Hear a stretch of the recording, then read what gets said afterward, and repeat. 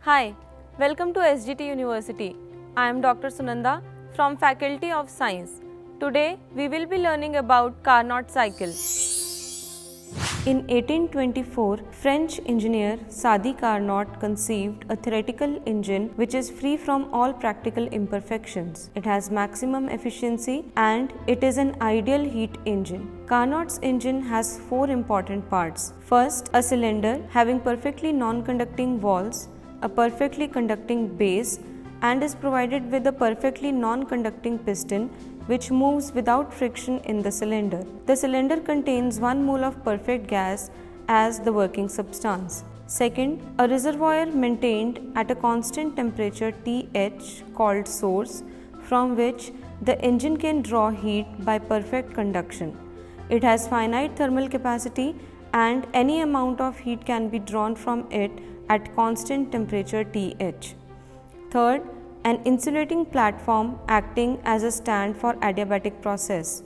Fourth, a reservoir maintained at a constant lower temperature TL to which the heat engine can reject any amount of heat. The process occurring in the engine are reversible. The reversible cyclic process consists of two isothermal and two adiabatic curves on a PV diagram and is known as Carnot cycle. The state of a system is uniquely determined by a point on a PV diagram. Let's calculate the work done in Carnot cycle. Suppose the cylinder contains 1 mole of perfect gas. Let the initial temperature of the gas in the cylinder be Th Kelvin. Let the temperature of heat source is also Th Kelvin. The cylinder is first placed on the source so that the gas acquires temperature Th of the source. As the gas expands, its temperature tends to fall. Heat passes into the cylinder through perfectly conducting base which is in contact with the source. The gas therefore undergoes an isothermal expansion from state A having pressure, volume, temperature as P1, V1, T1 to state B having pressure, volume and temperature as P2, V2 and T1 with heat absorbed QH at constant temperature TH. Therefore, the work done by the system is equal to RT1 log V2 by V1 which is equal to the area under ABGEA. The cylinder is now removed from the source and is now placed on the insulating stand. The gas is allowed to undergo slow adiabatic expansion from state B to state C. The gas performs external work at the expense of its internal energy until its temperature falls to TL, the same as that of the sink. The external work done is given by RT1 minus T2 divided by gamma minus 1 which is equal to area under the curve BCHGB. The cylinder is now removed from the insulating stand and is placed on the sink which is at a temperature TL. The piston now moves inwards slowly so that the work is done on the gas. The temperature tends to increase due to heat produced by compression since the conducting base of the cylinder is in contact with the sink. The heat developed QL passes to the sink and the temperature of the gas remains constant at TL.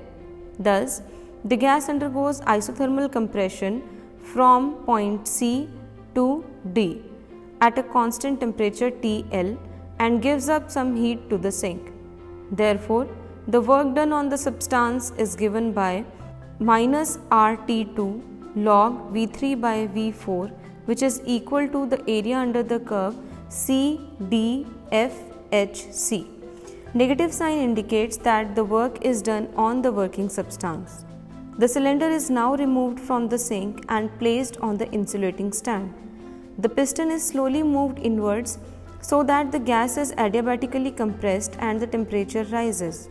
The adiabatic compression is continued till the gas comes back to its original condition, that is the state A, P1, V1, T1, thus completing one full cycle. This operation is represented by adiabatic dA. starting from point D to the final state A. The work done on the substance is given by minus R T1 minus T2 divided by gamma minus 1, which is equal to the area under the curve DAEFD. Now, let's calculate the work done by the engine per cycle.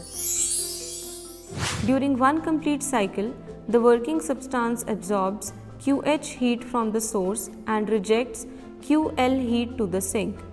Hence, net amount of heat absorbed by the gas per cycle is equal to QH minus QL.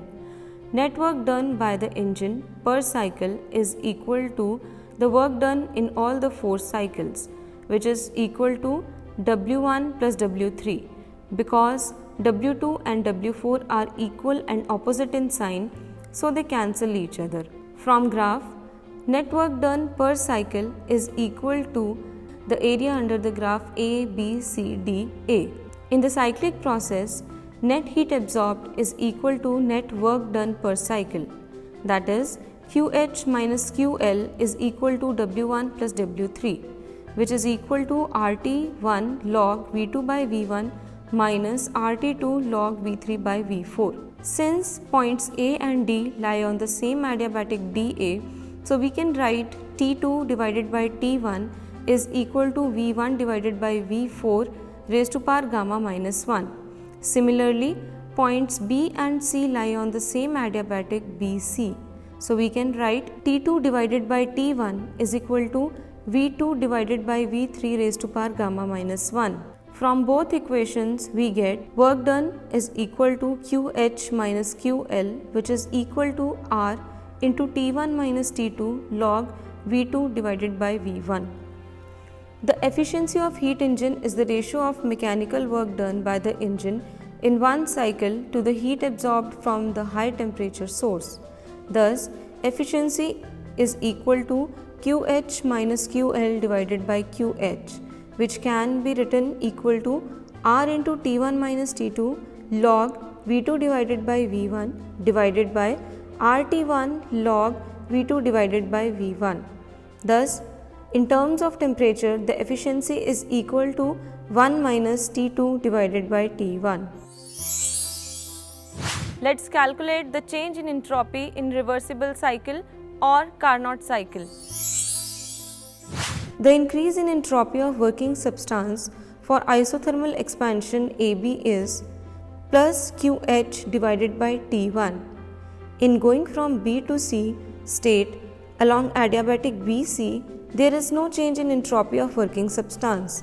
Therefore, the change in entropy is equal to 0. In going from C to D state along isothermal CD, the entropy of the working substance decreases.